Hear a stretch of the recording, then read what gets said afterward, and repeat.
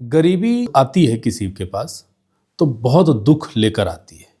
अगर गरीबों का बहुत बड़ा समूह हो तो वो लोग किसी को राजा भी बना देते हैं। चलिए हम बात को आगे बढ़ाते हैं और झारखंड की बहुचर्चित योजना मैया योजना पे बात करेंगे आज। मैया योजना की शुरुआत अगस्त के महीने में हुई थी, अगस्त 2024। 18 अगस्त को इसका सबसे पहला किस्त जारी किया गया था। इसकी घोषणा के बाद इस घोषणा के तहत हर एक महिलाओं के खाते में 1,000 रुपये दिए जाने की बात कही गई थी। उस वक्त जितनी महिलाओं ने ये फॉर्म भरा सबको पैसे मिल गए। हालांकि अब वो स्थिति नहीं है। 18 अगस्त 2024 को पहली किस्त गई। कहा गया था कि हर महीने के 15 तारीख को वो किस्त जाया करेगी, लेकिन किसी कारणवश नहीं गया। कारण आगे भी समझ में आ जाएगा। अक्टूबर महीने का भी किस्त नहीं जा पाया, लेकिन इन दोनों का किस्त 12 नवंबर को और 19 नवंबर को जारी कर दिया गया। और 12 नवंबर को जब जारी किया गया उसके अगले दिन चुनाव था। 19 नवंबर को जारी किया गया, उसके अगले दिन भी चुनाव था। तो इसलिए शायद सितंबर और अक्टूबर महीने का फंड घट गया होगा। तो खैर, उस वक्त यह भी घोषणा हुई कि हम लोगों के द्वारा जब सरकार दोबारा बनेगी, हेमंत सोरेन की सरकार जब वापसी करेगी, तो उस वक्त फिर से लोगों को 2500 रुपया हर एक महीने दिए जाएंगे। लेकिन 2500 रुपये देने की घोषणा 14 अक्टूबर को की गई थी। लेकिन 14 अक्टूबर से 9 दिन पहले भारतीय जनता पार्टी की ओर से 5 अक्टूबर को घोषणा की गई कि गोगो दीदी योजना के तहत सभी महिलाओं के खाते में 2100 रुपये दिए जाएंगे। हेमंत सोरेन को लगा कि अगर हम लोग इससे बढ़कर घोषणा नहीं करेंगे तो शायद हमारे हाथ से सत्ता चली जाएगी। उन्होंने तुरंत 9 दिनों में प्रोग्राम किया, प्लानिंग की, और उसके बाद उन्होंने 1000 से बढ़ाकर 2500 करने की घोषणा कर दी। और यही मास्टर स्ट्रोक इन्हें सत्ता में वापस ले आया। उसके बाद दूसरी किस्त 12 नवंबर को और तीसरी किस्त 19 नवंबर को जारी करके इस राज्य में सत्ता प्राप्त कर लिए। गरीब थे, लोगों को लगा कि पैसा मिलेगा, हम वोट दे देते हैं। उस वक्त यह भी घोषणा की गई थी कि इस योजना की चौथी किस्त 11 दिसंबर को दे दी जाएगी।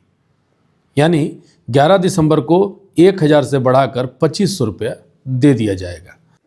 लेकिन ना तो 11 दिसंबर को वह किस्त आई और ना उसके बाद कोई घोषणा, जितने भी डेट की घोषणा की गई उन दिनों आया। अब कहा जा रहा है कि मैया सम्मान की बढ़ी हुई राशि 6 जनवरी को दिया जाएगा और उसके बाद अगला किस्त जो है वो 11 जनवरी को दिया जाएगा। यानी 2500 रुपया 6 जनवरी को और 2500 रुपया 11 जनवरी को। इस पूरे प्रकरण में मैया योजना कैसे बन रही है, झारखंड सरकार के गले की हड्डी, वो हम आप लोगों को बताते हैं। बताया जा रहा है कि लगभग 56 लाख महिलाओं के खाते में 2500 रुपये करके पैसे जाएंगे और 56 लाख गुने 2500 रुपये लगभग 140 करोड़ रुपए होते हैं। जब 2500 रुपये को 12 महीने से जोड़ेंगे तो लगभग 1680 करोड़ रुपए आपको हर वर्ष झारखंड सरकार की ओर से खर्च होने वाले हैं। और उसके गुने 5 कर दीजिए तो लगभग 8400 करोड़ रुपए झारखंड सरकार के खर्च होने वाले हैं। कहा जा रहा है सरकार के दिए गए इन पैसों से झारखंड के गरीब महिलाओं की गरीबी समाप्त हो जाएगी।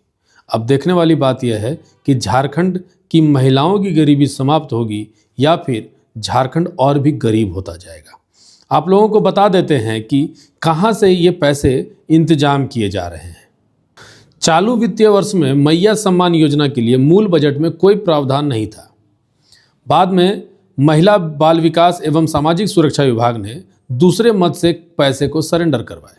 इसके साथ ही प्रथम अनुपूरक बजट और जेसीएफ के माध्यम से करीब 1000 करोड़ की व्यवस्था कर इस योजना में भुगतान किया। उस समय सम्मान राशि मात्र 1000 रुपये थी। एक आकलन के अनुसार 31 मार्च तक इस योजना के लिए 7300 करोड़ रुपए और बिजली बिल माफी की योजना के लिए लगभग 1800 करोड़ रुपए, बिरसा फसल बीमा योजना के लिए 250 करोड़ रुपए, बिजली टैरिफ सब्सिडी के लिए 767 करोड़ रुपए चाहिए।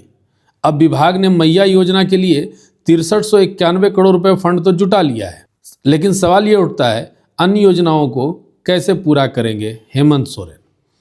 अब हम आपको बता देते हैं कि सरकारी खजाने में करीब 5,000 करोड़ रुपए हैं। सरकार ने पेयजल, स्वच्छता, ग्रामीण विकास व खाद्य आपूर्ति समेत 1 दर्जन विभागों से 4,000 करोड़ से अधिक राशि सरेंडर करवाया है। सूत्रों के मुताबिक पेयजल स्वच्छता विभाग से नल जल एवं चापा नल योजना का 1,400 करोड़, ग्रामीण विकास विभाग से ग्राम व अन्य योजना से 900 करोड़ रुपए सरेंडर करवाया है। वहीं खाद्य आपूर्ति विभाग से अनाज योजना का 600 करोड़ रुपए से अधिक सरेंडर करवाया है। इसके अलावा योजना एवं विकास, कृषि पशुपालन, सूचना प्रौद्योगिकी, शिक्षा, स्वास्थ्य, उद्योग और जल संसाधन विभाग के पैसे भी सरेंडर हुए। माइनिंग सेस से लगभग 1,000 करोड़ रुपए और 2 साल से पड़े करीब 2,000 करोड़ रुपए भी इसी योजना में लगाए गए हैं। अब आप अंदाजा ये लगा लीजिए कि हमारे झारखंड में जितनी भी योजनाएं हैं, सारी योजनाएं आने वाले समय में हो सकता है कि धरी की धरी रह जाएं। हो सकता है कि आपको सड़कों पर किसी भी वक्त रोक दिया जाए, आपकी गाड़ियों को रोक दिया जाए, कभी हेलमेट के नाम पर तो कभी गाड़ी के कागज पत्तर के नाम पर। कभी भी कहीं भी आपसे पैसे वसूले जा सकते हैं। क्यों? क्योंकि झारखंड की गरीबी, झारखंड की महिलाओं की गरीबी मिटाना है, उन्हें 2,500 रुपये देकर। मैंने एक बात शुरुआत में ही कही थी कि गरीबी किसी के लिए अभिशाप होती है तो गरीबी किसी को वरदान दे देती है। हालांकि गरीबी खुद की नहीं होनी चाहिए। झारखंड में यही हो रहा है और झारखंड में इसे ही राजनीति कहते हैं। अब देखने वाली बात यह है कि आगे आने वाले दिनों में इसी तरह से 2,500 रुपये हर महीने देने वाली योजना कब तक चलती है और कितने दिनों में ये दम तोड़ती है।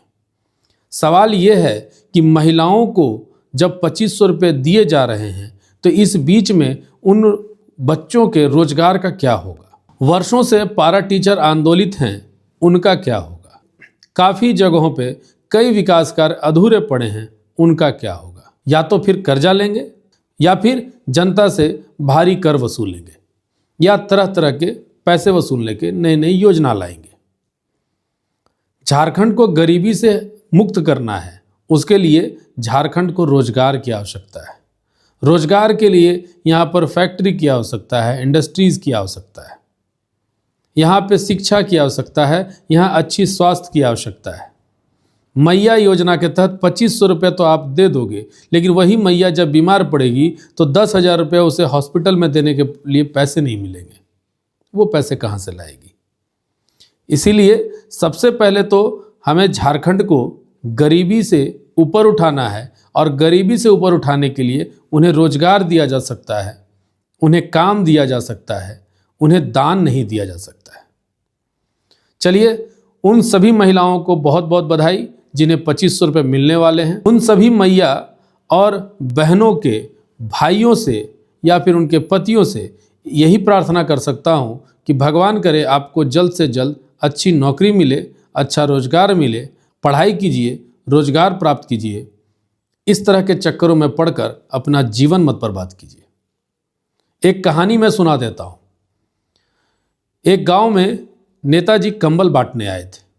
जब कंबल बांट रहे थे तो वहाँ पर बहुत सारे भेड़ बैठे हुए थे। भेड़ जब बैठे हुए थे तो उन्हें लगा कि भाई नेताजी कितने अच्छे हैं, वो भेड़ को कंबल बांट रहे हैं।